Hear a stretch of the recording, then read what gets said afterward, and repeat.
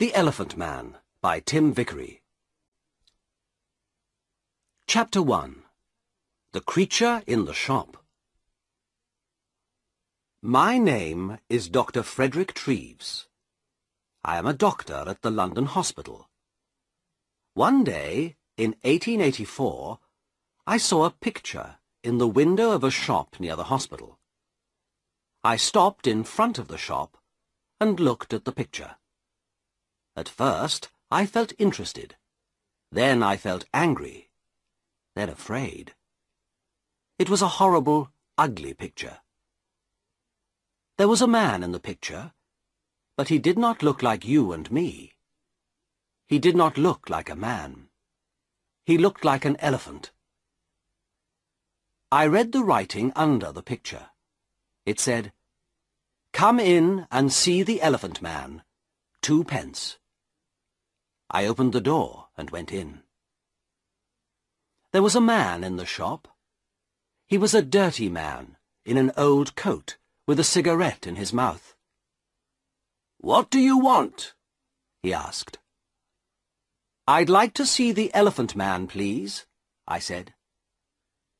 The man looked at me angrily. "Well, you can't," he said. "The shop's closing now. You can come back tomorrow." "I'm sorry," I said, "but I would like to see him now. I have no time tomorrow. I have a lot of work to do. But I can give you more than 2 pence. The man looked at me carefully. Then he took the cigarette out of his mouth and smiled with his yellow teeth. "All right, sir," he said. "Give me 12 pence, then." I gave him the money, and he opened a door at the back of the shop. We went into a little room. The room was cold and dark, and there was a horrible smell in it. A creature sat on a chair behind a table. I say a creature, because it was not a man or a woman, like you or me. The creature did not move or look at us. It sat very quietly on the chair, in the cold, dark, dirty room, and looked at the table. The creature had a cloth over its head, because of the cold. On the table in front of it, there was a dead flower. "Stand up," said the shopkeeper loudly. The creature stood up slowly. It took the old cloth off its head and put it on the chair. I looked at the creature and felt sad. I am a doctor, so I know a lot about accidents and ill people. I see horrible, ugly things every day. But this creature, this thing, was the worst of all. There were no men or women in the hospital like him.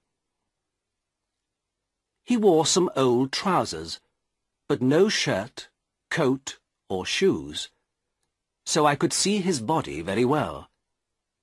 His head was the most interesting thing.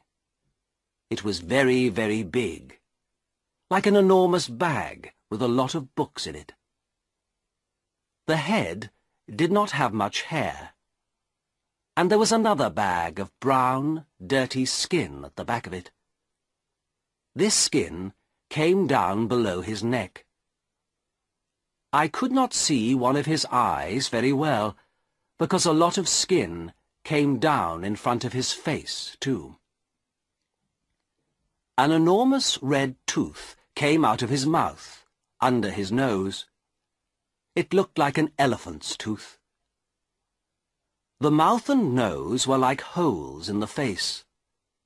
The face could not smile or laugh or look angry or sad, because the skin could not move. It was dead, like an elephant's face. There were more bags of dirty skin on the front and back of the creature's body. These bags came down to his legs. The right arm was enormous, and there were bags of skin on it, too. The right hand was like a man's foot. But the left hand, the left arm and the left hand were beautiful. The left arm had wonderful skin, and the fingers of the left hand were long and beautiful. It was like a young woman's hand. "Walk, Merrick," said the shopkeeper angrily. "Come on, quickly, move." He hit the creature with his hand. Slowly the creature walked across the room. But he could not walk well. His legs were very big and fat, and he had a bad back. He could not walk far without a stick. "All right, thank you," I said. "Let him sit down. I don't want to see any more." I felt ill, and the smell in the room was very bad. "Yes, sir," said the shopkeeper. "Sit down, Merrick." We went out of the room and closed the door. The shopkeeper smiled at me with his yellow teeth. "Wonderful, sir, isn't it?" he said. "The best elephant man in England. Hundreds of people come to see him, you know. Hundreds. I take him all over the country, I do." "Yes, very interesting," I said. "Can I sit down?" "Yes, sir, of course. Here's a chair." He looked at me, smiling. "Would you like a glass of water, sir?" "Yes, please," I said. Then I looked at the things in the dirty shop. There were 2 or 3 bad apples, and some old black bananas. That was all. No. No, thank you. I'm all right," I said. Did you call the creature Merrick?" "That's right, sir. Joseph Merrick. The best elephant man in England. I take him all over the country, you know. Lots of people want to see him." "Yes, I see. Do you get a lot of money?" "Well, sometimes we do, sir. Yes. But it's difficult, you see, sir, because of the police. The police don't like us, you see, sir. So we can't stay in a town very long. We usually move every week." "Yes, I see.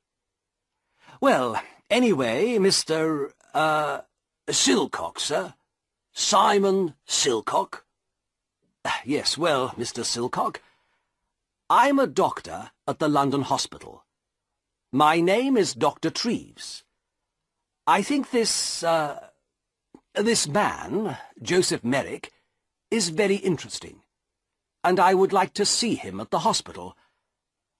I want to look at him more carefully, you see." "Yes, sir. I see. But how can he get to the hospital? It's going to be difficult." "Why, man? The hospital's not far from here." "Well, yes, sir. I know. But you see, Merrick can't walk very well. He needs help." "You can come with him." "Do you want more money? Is that it?" "Well, yes, sir, I do. But you see, people are afraid of him, too. In the road, little boys always run after him and hit him. Then the police get angry, because people are afraid. Sometimes they take us to prison." "I see," I said. "Well, how can he come to the hospital, then?" "Bring a cab, sir," said Silcock. "You can take him to the hospital in a cab."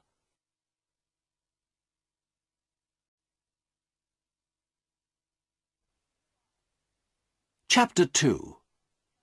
The Card. So next day, at 7 o'clock, I came to the shop in a cab. There were not very many people in the road, because it was early in the morning. In November, it is dark at 7 o'clock in the morning, and I could not see the shop very well. I waited 5 minutes. A postman walked past. Then the door of the shop opened, and the creature, Merrick, came out. I could not see his face or his body. He had an enormous black hat on his head, like a big box. A grey cloth came down from the hat in front of his face. There was a hole in the cloth in front of his eyes. He could see out of the hole, but I could not see in. He wore a long black coat, too. The coat began at his neck and ended at his feet, so I could not see his arms, his body, or his legs. On his feet he wore big shoes like old bags. He had a stick in his left hand, and he walked very slowly. I opened the door of the cab and got out. "Good morning, Mr. Merrick," I said. "Can you get in?" "Help my upper steps," he said. "I'm sorry," I said. "I don't understand." For a minute, he stood by the door of the cab and said nothing. Then he hit the cab with his stick. "Steps," he said loudly. "Help me up the steps." Then I understood. There were 3 steps up into the cab, and he could not get up them. "Yes, I see. I'm sorry," I said. "Let me help you." I took his left hand and began to help him. My right hand was behind his back. I felt very strange. His left hand was like a young woman's, but his back, under the coat, was horrible. I could feel the bags of old skin on his back under the coat. He put one enormous foot on the first step, and then he stopped. After a minute, he moved his second foot slowly. Then he stopped and waited again. "Hello, sir. Can I help you?" I looked behind me. It was the postman, and behind him I could see 3 young boys. One of the boys laughed. The postman smiled. "Is the gentleman ill?" he asked. I thought quickly. "Yes, but this is a lady, not a gentleman. I'm a doctor, and she's ill. Take her hand so I can help her better." The postman took Merrick's left hand, and I helped him with 2 hands from behind. Slowly, very slowly, Merrick went up the steps and into the cab. One boy was very near the cab. He called to his friends. "Come and see this, boys! A fat lady in a black coat! And look at that enormous hat!" The boys laughed. They were very near the cab too now. I closed the door quickly. "Thank you," I said to the postman. "That's all right, sir," he said. "She's a strange lady, sir, isn't she?" "She's ill, that's all," I said quickly. "We're going to the hospital. Goodbye, and thank you." The cab drove down the road to the hospital. I looked at Merrick. "That was difficult, wasn't it?" I said. At first he said nothing, but then he spoke. His voice was very strange, but I listened to him carefully, and I could understand him. "The steps were very difficult," he said. "But most things are difficult for me." "Yes," I said. "Nothing is easy for you, is it?" "No," he said. He was very quiet for a minute. Then he said, "Who are you, sir?" "Who am I? Oh, I'm sorry. My name is Dr. Treves. Here, this is my card. I gave him a card with my name on. Then I thought, that was no good. This man can't read. But Merrick took the card and looked at it very carefully. Then he put it in his trousers pocket. I did not talk to him very much at the hospital. I looked at his head and arms and legs and body very carefully. Then I wrote the important things about him in a little book. A nurse helped me. Merrick looked at her sometimes, but she did not smile at him or talk to him. I think she was afraid of him. I think Merrick was afraid too, because he was very quiet. At 4 o'clock, I took him back to the shop in a cab. The next day, I looked in the shop window again, but the picture was not there.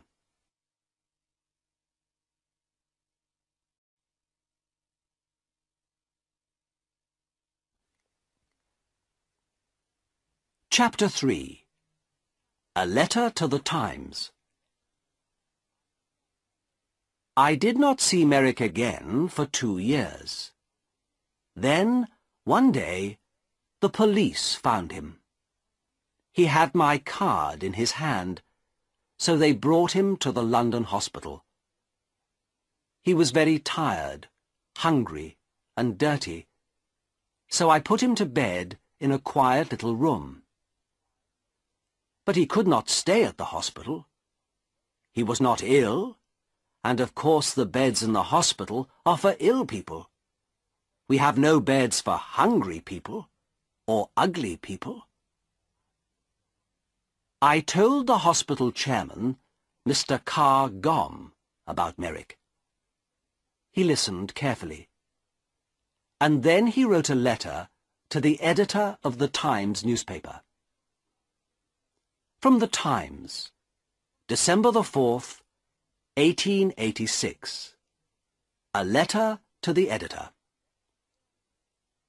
Dear Sir, I am writing to you about a man in our hospital.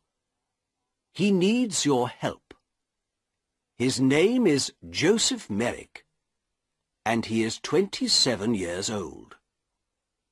He is not ill, but he cannot go out of the hospital because he is very, very ugly. Nobody likes to look at him, and some people are afraid of him. We call him the Elephant Man. 2 years ago, Merrick lived in a shop near the London hospital. For 2 pence, people could see him and laugh at him. One day, Dr. Frederick Treves, a hospital doctor, saw Merrick, brought him to this hospital, and looked at him carefully. Dr. Treves could not help Merrick, but he gave him his card. Then the shopkeeper, Silcock, took Merrick to Belgium. A lot of people in Belgium wanted to see him, and so after a year, Merrick had £50. But then Silcock took Merrick's £50, left Merrick in Belgium, and went back to London. Merrick came back to London by himself. Everyone on the train and the ship looked at him and laughed at him. In London, the police put him in prison.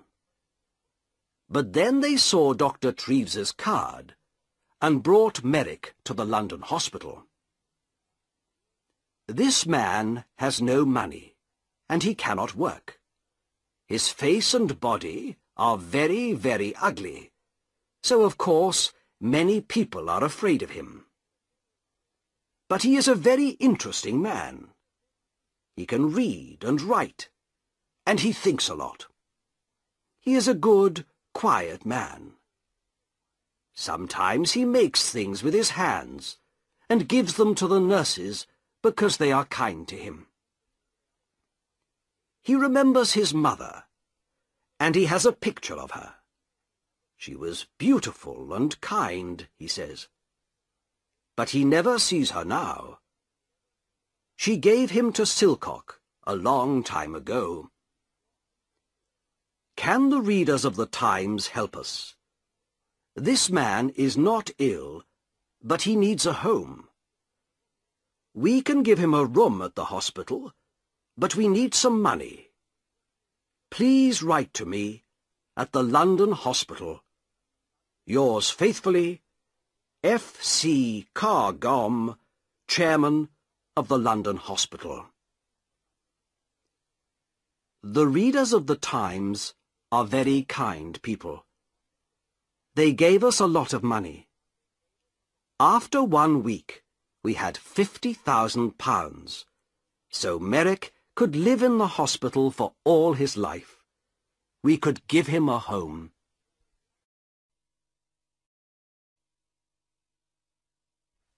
Chapter 4. Merrick's First Home. We gave Merrick 2 rooms at the back of the hospital. One room was a bathroom, so he could have a bath every day. Soon his skin was much better, and there was no horrible smell.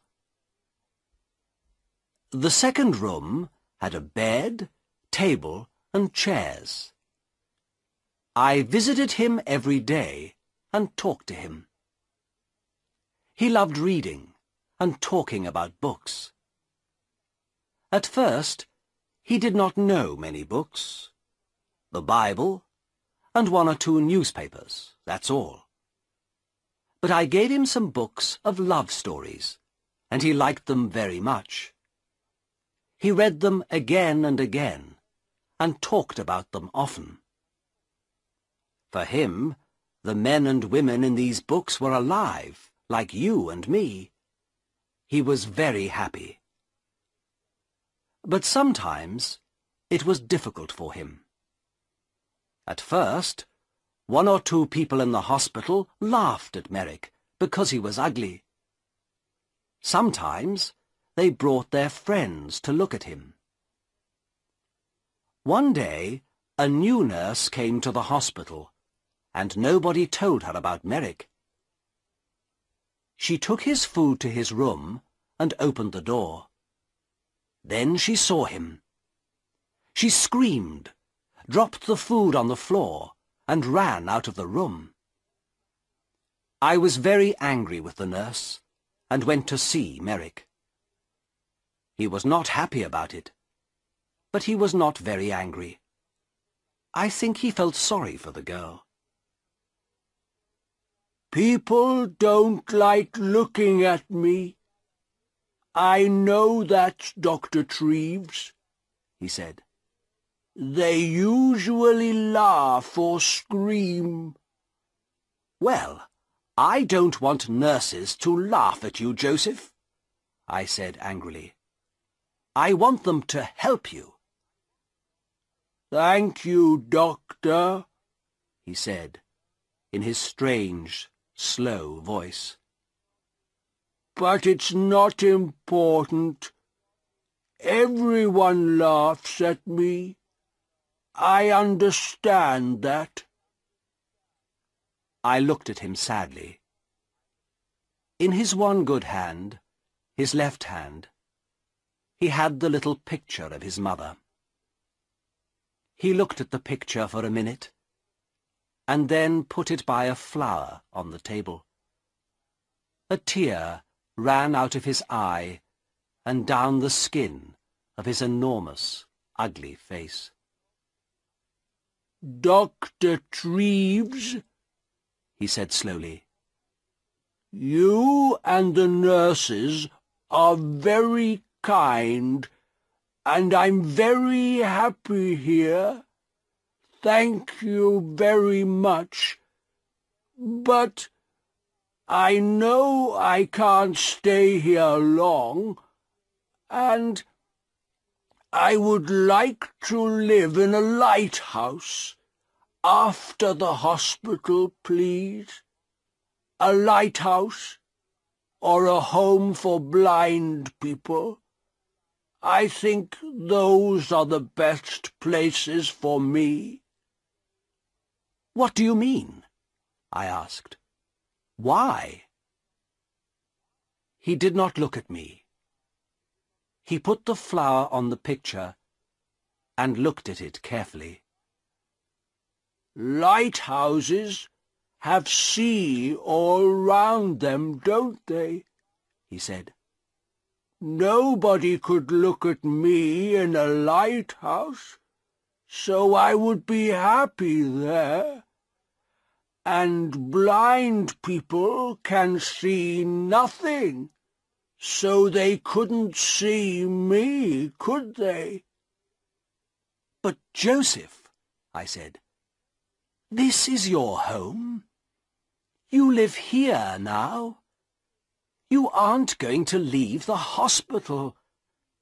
"Not today, perhaps," he said, "but soon. You are a kind man, Dr. Treves, but I can't stay here very long. I have no money." I smiled. "Joseph," I said, "this is your home now. Don't you understand? You can stay here all your life." Very carefully, I told him about the letter to the Times and the money. I don't think he understood at first, so I told him again. He was very quiet for a minute. Then he stood up and walked up and down the room very quickly. A strange sound came from him, like laughing.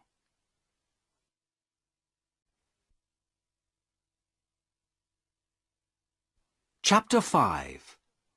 An Important Visitor. I did not want Merrick to live by himself, like a man in a lighthouse. He read his books and talked to me, but I wanted him to talk to more people, and I wanted him to talk to women. Merrick read about women in his books, but he did not often talk to women. He met the nurses every day, but they did not talk to him very much. For them, he was always a creature, not a man. One day, one of my friends, a beautiful young woman, came to the hospital. I told her about Merrick and took her to his room. She opened the door and smiled at him. "Good morning, Mr. Merrick," she said. Then she shook his hand. Merrick looked at her for a minute, with his mouth open.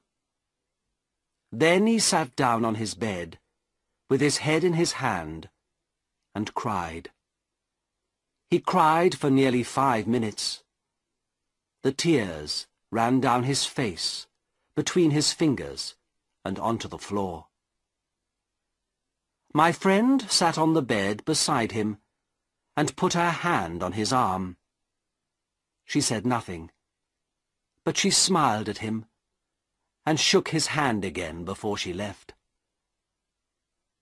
"Dr. Treves," he said to me that night, "that lady was wonderful.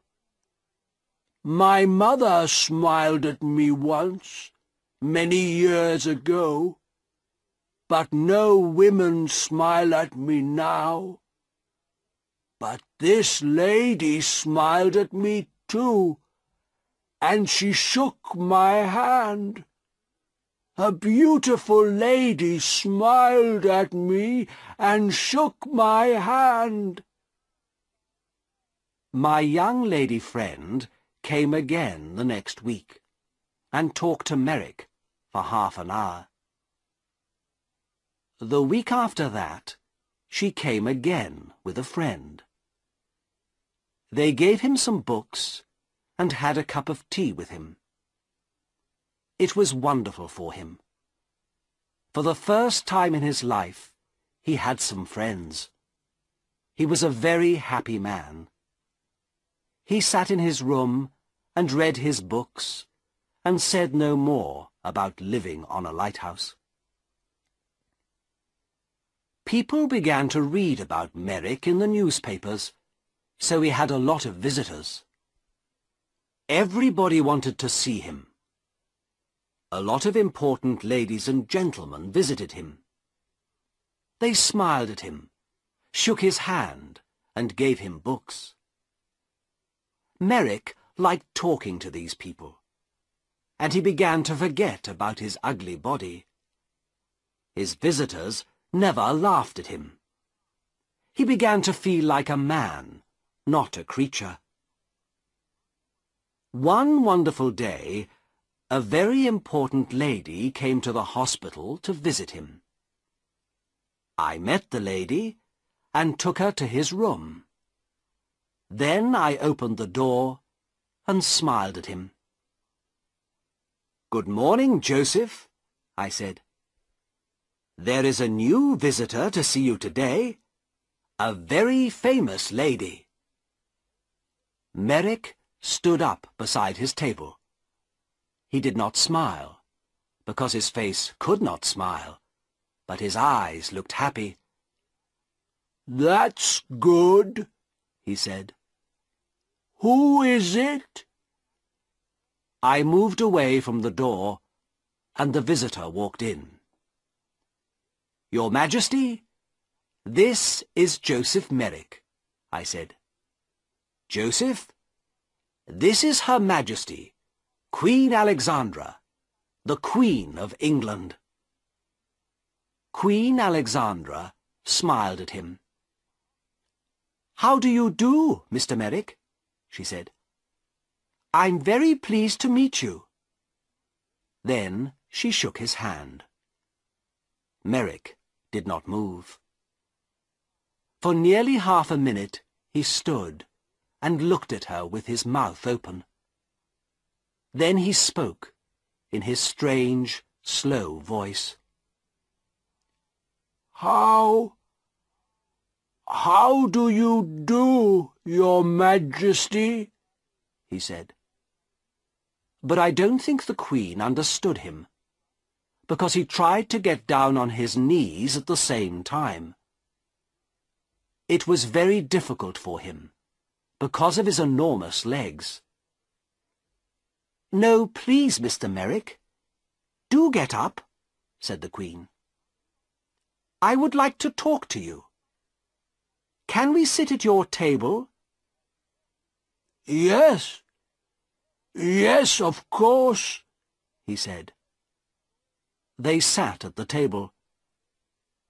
She took his left hand, the good hand, in hers. She looked at the hand carefully, and then smiled at Merrick again. "I often read about you in the newspapers," she said. "You are a very interesting man, Mr. Merrick. You have a very difficult life, but people say you're happy. Is it true? Are you happy now?" "Oh, yes, Your Majesty. Yes," said Merrick. "I'm a very happy man. I have a home here now, and friends, and my books. I'm happy every hour of the day." "What a wonderful story," she said. "I'm very pleased to hear it. Now, tell me about your reading. I see you have a lot of books here." "Oh, yes, Your Majesty. I love my books," said Merrick. And for nearly half an hour they sat and talked about books. The Queen gave him a little book and some red flowers before she left. After her visit, Merrick began to sing. He could not sing easily, of course, because of his mouth, but all that day there was a strange, happy noise in his room. He looked at the flowers carefully and put them on his table. He had many visits from the Queen, and at Christmas she sent him a Christmas card. Windsor Castle, the 20th of December, 1888. Dear Joseph, here is a small Christmas present for you. I think it looks like me, doesn't it? I do like visiting you very much, and I am going to come to the hospital again in the new year. Happy Christmas, your friend, Alexandra. The present was a picture of Queen Alexandra with her name on it. Merrick cried over it and put it carefully by the bed in his room. Then he sat down and wrote a letter to the Queen. It was the first letter of his life. The London Hospital, 23rd of December, 1888. My dear Queen, thank you very, very much for your wonderful card and the beautiful picture. It is the best thing in my room, the very best, the most beautiful thing I have. This is the first Christmas in my life, and my first Christmas present. Perhaps I had a Christmas with my mother once, but I do not remember it. I have my mother's picture too, and she is beautiful, like you. But now I know many famous ladies and kind people, like Dr. Treves, and I am a very happy man. I am happy too, because I am going to see you in the new year. Happy Christmas to you, my dear friend.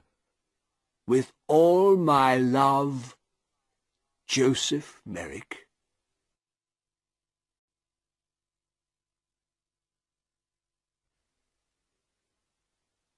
Chapter 6. Outside the hospital. Merrick had a lot of friends now, but he was more like a child than a man. He could read about things and talk to his visitors, but he could not go out of the hospital by himself. He thought and played like a child. After Christmas, he wanted to go to the theatre. This was very difficult, because I did not want the people in the theatre to see him. But a kind lady from the theatre, Mrs. Kendall, helped us. We bought tickets for a box at the side of the theatre. We went to the theatre in a cab with dark windows, and we went into the theatre by a door at the back, the Queen's door. Nobody saw us. 3 nurses sat at the front of the box, and Merrick and I sat in the dark behind them. Nobody in the theatre could see us, but we could see the play. It was a children's Christmas play. Merrick loved it. It was a most wonderful, exciting story. Often he laughed, and sometimes he tried to sing like the children in the theatre. He was like a child. For him, everything in the story was true. Once he was very afraid, because the bad man in the play was angry and had a knife.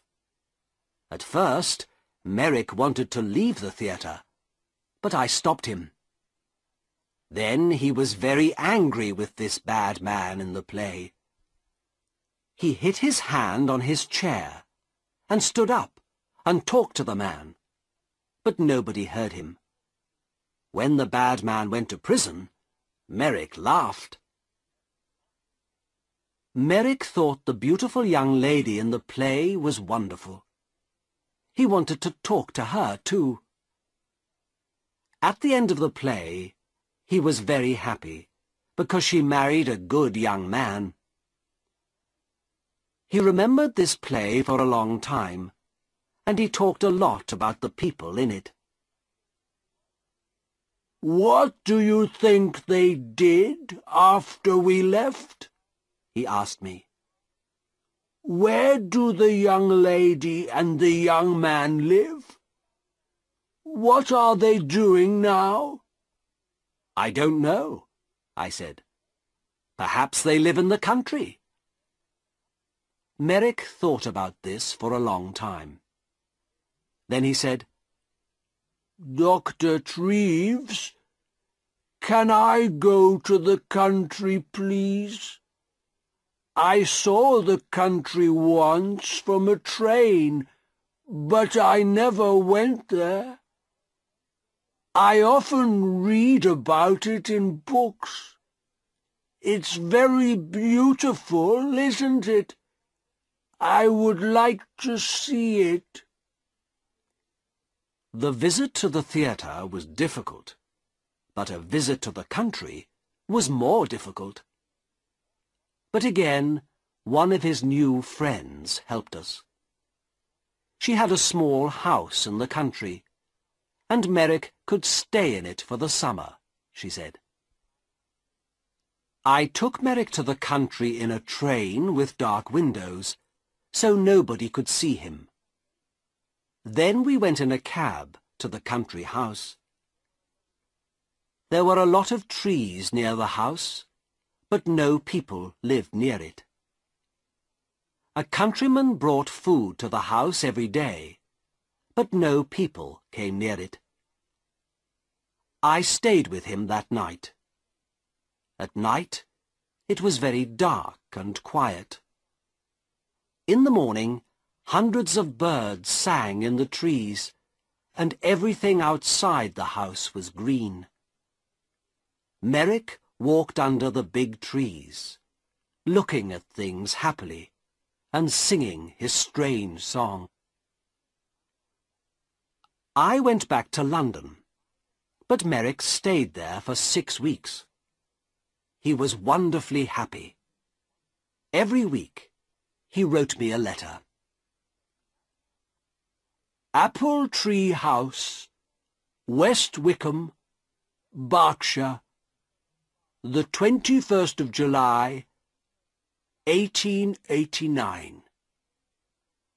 Dear Dr. Treves, I had a wonderful day again today. It was very warm, so I walked under the trees and sat by a stream. The water in the stream made a beautiful noise, like singing. Did you know that? I listened to it for 2 hours. Lots of little birds came near me. One had a red body in front and a brown back. I gave it some bread, and it sat on my hand. A lot of birds are my friends now. I watched the fish in the stream, too. They were very exciting, because they move very fast. 1 minute they were there, and the next minute I couldn't see them. But I waited quietly, and they always came back. I put my hand in the water, but I couldn't touch them. I met a big dog yesterday. It made a very loud noise, but I was not afraid. I sat down quietly and looked at it, and it came and smelt my hand. I saw it again today, and gave it some bread. It likes me now. I am going to put some flowers from the country in this letter. There are hundreds of flowers here. Did you know that? I like the little blue ones best, but they are all beautiful. I have lots of them in my room. I give them water every morning. Little flowers are very thirsty, you know. I am very happy here, Doctor, but I want to see you again soon, too. With love, from your friend, Joseph Merrick. At the end of the summer, he came back to London. He was very well, and his skin looked much better. He talked about the country a lot, but he was happy to see his friends and his books again, too.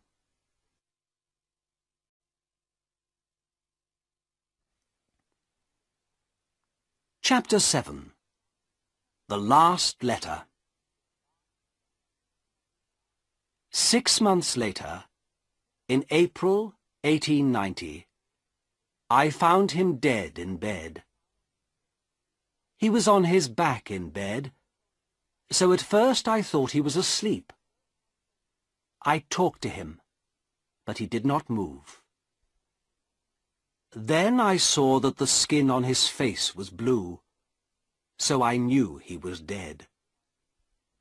He did not usually sleep on his back. His enormous head was very heavy, so he usually sat up in bed, with his arms round his legs, and his head on his knees.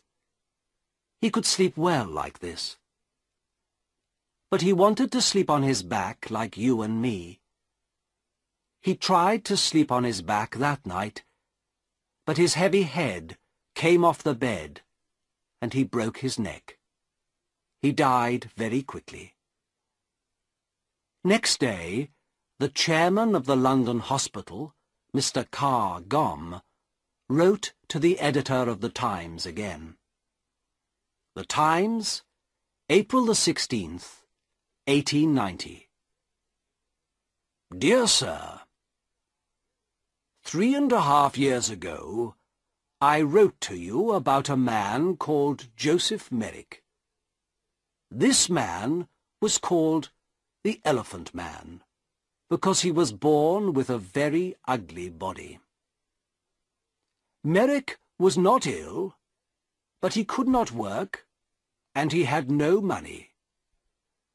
The readers of the Times felt sorry for him, and they gave me a lot of money for Merrick.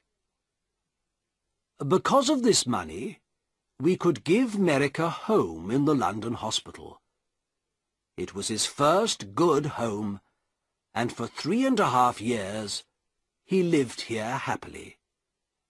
The doctors and nurses of the hospital helped him, and many important people visited him.